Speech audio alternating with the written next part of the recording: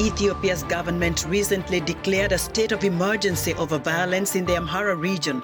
We'll speak to the Amhara People's Front Public Relations Officer on whether the escalation could have been prevented.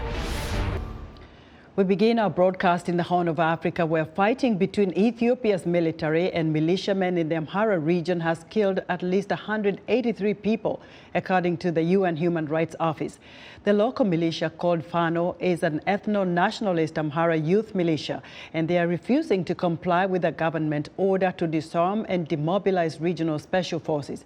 VOA has made several attempts to reach an Ethiopian government official for a reaction to these allegations of killings in the Amhara region, but we were told to follow the regular updates of the State of Emergency Command Center. In an interview with VOA's Paul Ndiho, Omar Mohammed, the Amhara People's Front Public Relations Officer, discusses whether this escalation could have been prevented. Today, they are hunting down Amhara in Addis Ababa and rounding them up and taking them to different locations. And they are jailing them under horrible conditions. And the reason they give is there are security threats to the city. That's the reason they give it. They even locked up recently a parliament member who is a parliamentarian who is an Ahmara. They beat him up, but a parliament member whose immunity has not been lifted yet. They just went to his residence and grabbed him, beat him up, and put him in jail. Do you have evidence to support that? Of course we don't have evidence. Of course we don't. Can you provide me with that evidence? Definitely. Would the outcome have been different if, let's say, Abiy Ahmed's government extended an olive branch to the people in Amhara region? Say, you guys, you helped me out to fight the war in Tigray. You people are on my side. Let's work together, build Ethiopia. Of course. But he's not the kind of person who would do that. We know that for sure. There are people who think that maybe Abiy Ahmed is doing the right thing. Obviously, you disagree, and I respect your opinion. But if you are to be in his shoes, what would you do differently? When he came to power, the ones who supported him the most were the Amharas. Everybody was happy. I was happy.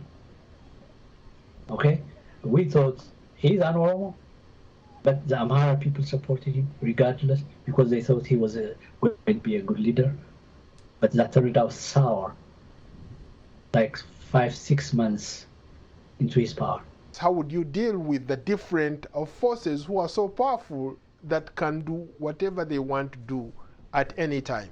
In Ethiopia, we have a constitution that encourages ethnic politics. That divided the land into killers, which are based on ethnicity, actually. And if I was the leader, I would change the constitution. And that constitution doesn't even comply, doesn't even meet international requirements. That of UN, for example, and they know it. Everybody knows it. This is the only country that is that has ethnic-based constitution in the world, unless the root cause is addressed. The constitution, which is the foundation of the ethnic politics in Ethiopia, there's not going to be any solution. So what we are trying to do is to get rid of the constitution and then try to have a constitution that is very inclusive and that addresses the issues that are at hand.